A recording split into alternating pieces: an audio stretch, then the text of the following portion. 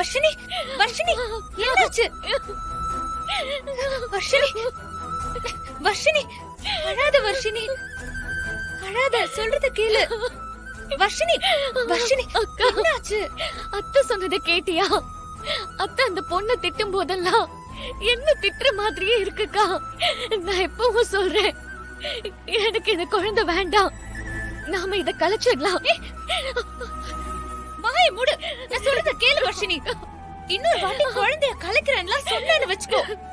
வேற நான் என்ன சொல்றது? சொல்லுக்கா, என்ன சொல்றது? அத்தை பேசுனது ஏதாவது ஒரு வார்த்தை தப்புன்னு உன்னால சொல்ல முடியுமா? முடியாதுல்ல. அதுக்குதான் சொல்றேன், இந்த குழந்தை எனக்கு வேண்டாம். அத்தை வானதி விஷயத்துல கோவப்பட்டதுல எந்த தப்பும் இல்ல வர்ஷினி. ஆனா உன் விஷயத்துல நடந்தது அப்படி இல்ல. நீயும் ராகவும் அந்த ஸ்ரீஜாவோட சதியாலதான் ஒன்னா சேர்ந்தீங்க. இதுவும் அதுவும் எப்படி ஒன்னாக முடியும்? அப்படியா? இப்ப அத்தை கிட்ட போய் நடந்த விஷயத்த சொல்லுவியா? போய் சொல்லு போ. உன்னால முடியாதுன்னு எனக்கு தெரியும்க்கா.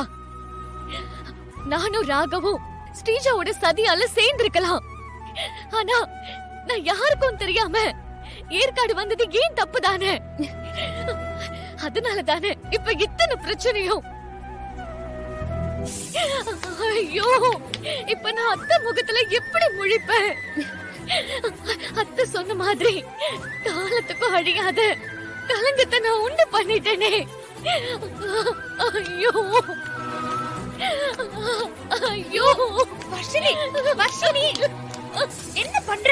என்ன பண்ணிட்டு இருக்க வர்ஷினி? அழாதன்னு சொல்றேன்ல நான். இங்க பாரு, இங்க பாரு, ஃபர்ஸ்ட் என்ன பாரு. அழாத, இங்க பாரு. இப்படி அழுது அழுது உன் உடம்ப கெடுத்துக்காத. அது குழந்தைக்கு நல்லது இல்ல. இப்ப என்ன, அத்தை உன் குழந்தைய ஏத்துக்க மாட்டாங்கன்னு தானே பயப்படுற? ஆமாக்கா, நிச்சயமா அத்தை ஏத்துக்க மாட்டாங்க. அத்தை உன்னையும் உன் குழந்தையையும் சந்தோஷமா ஏத்துப்பாங்க. அதுக்கும் முன்னாடி உன்னை ராகுவோட மனைவியா அத்தை ஏத்துக்கணும். நான் ஏத்துக்க வைப்பேன். அது என்னோட பொறுப்பு. இது உன் மேல சத்தியம். என்ன நம்பு வர்ஷினி. அக்கா, இந்த விஷயத்துல உன்னை தவிர வேற யாரையும் என்னால நம்ப முடியாதுக்கா. அழாத, அழாத, சரியா?